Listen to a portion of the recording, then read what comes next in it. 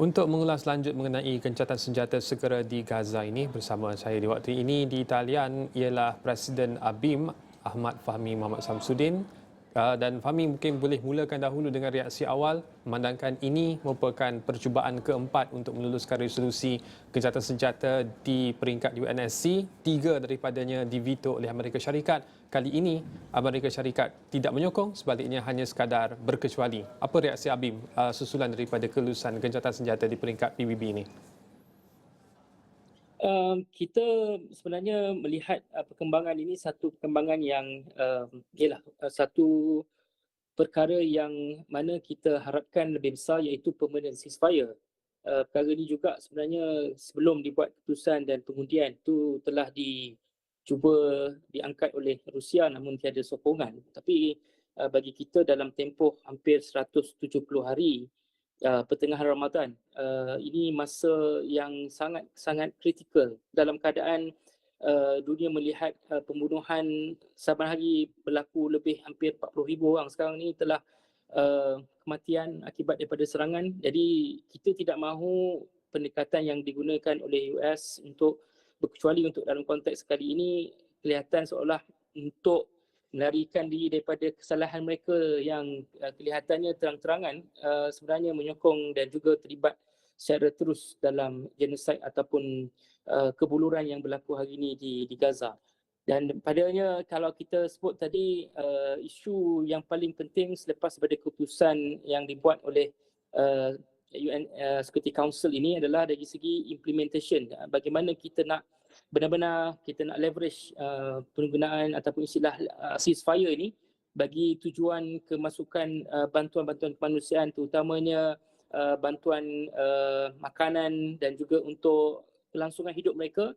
Tapi pada masa ketika kita lihat dalam tempoh hampir 5,5 bulan ini, kita mendapat makluman juga bahawasanya ramai yang masih terkorban yang masih tidak ditemui. Paling tidak dalam tempoh 2 minggu ceasefire ini kemungkinan kita harapkan adanya kemasukan jentera-jentera yang kita boleh anggap sebagai satu tindakan untuk mendapatkan mayat-mayat yang masih lagi terperosok ataupun masih lagi belum ditemui akibat daripada runtuhan melalui serangan yang dilakukan oleh rejim Israel ini. Irfan. Ya, dan selain daripada itu pastinya berkenaan dengan apakah jangkaan kita terhadap tindakan Israel selepas ini, kerana dilaporkan bahawa Perdana Menteri Israel Benjamin Netanyahu membatalkan pertemuannya bersama dengan Amerika Syarikat dalam lawatannya ke Washington sebagai satu reaksi terhadap resolusi yang sudah pun diluluskan di peringkat Majlis Keselamatan ini. Di peringkat ABIM, apakah kebimbangan-kebimbangan yang wajar untuk kita berjaga-jaga dan seterusnya mengambil tindakan segera untuk memastikan bahawa kebajikan rakyat Palestin terjamin? Ya, kalau kita lihat memang ada kenyataan rasmi yang dikeluarkan sebelum ni yang menyebutkan bahawasanya Israel tidak akan membenarkan sebarang kemasukan bantuan ataupun food assistance ke dalam Gaza. Jadi ini kita boleh jangka bahawasanya mereka ini akan tidak mengendahkan keputusan yang dibuat oleh UN Security Council ini.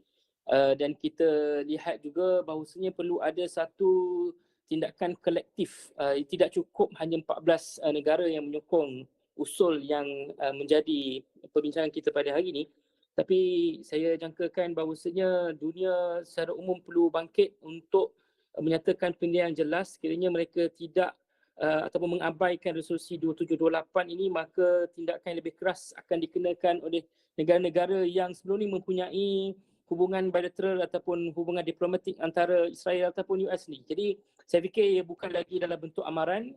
Jadi keputusan yang telah dibuat ini menggambarkan nilai kemanusiaan dalam diri ataupun dalam agenda yang dibawa oleh negara-negara tersebut. Jadi bagi kita perlu untuk kita nyatakan dengan lebih jelas dalam konteks ini untuk kita jadikan ini sebagai satu usaha kolektif negara-negara independent nation state untuk mengenakan tindakan yang lebih tegas terhadap Israel ataupun US dalam konteks ini.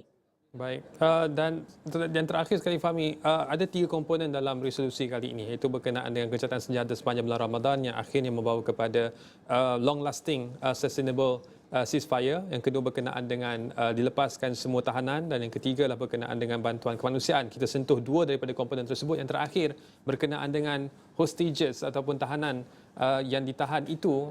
Pada peringkat Abim, apakah jangkaan Abim berkenaan dengan tindakan yang akan dilakukan oleh Hamas? Adakah semuanya akan dibebaskan? Dan sekiranya itu berlaku, adakah itu akan memberikan kesan yang baik kepada rakyat Palestin ataupun kita akan dihelah sekali lagi oleh rejim Zionis? Fahmi? Kalau kita ambil satu elemen berkaitan dengan hostages, apa yang dimaksudkan tu kita tidak boleh hanya melihat kepada satu dimensi.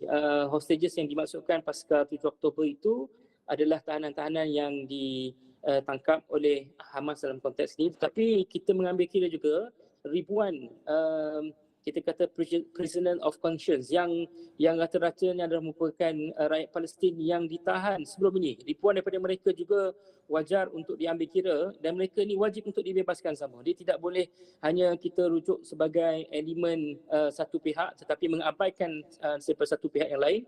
Tapi pada masa yang sama juga kita melihat kerangka besar dalam konteks ini untuk rakyat Palestin ini diberikan ruang untuk mereka kembali semula ke tempat mereka.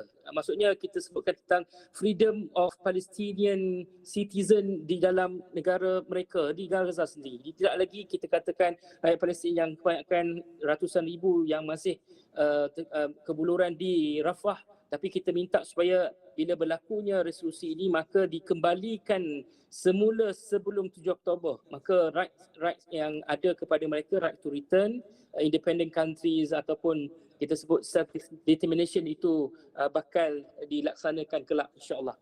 Baik, terima kasih Presiden Abim Ahmad Fahmi Muhammad Samsudin berkongsi berkenaan perspektif susulan daripada lulusnya resolusi Majlis Keselamatan untuk Gencatan Senjata di Gaza.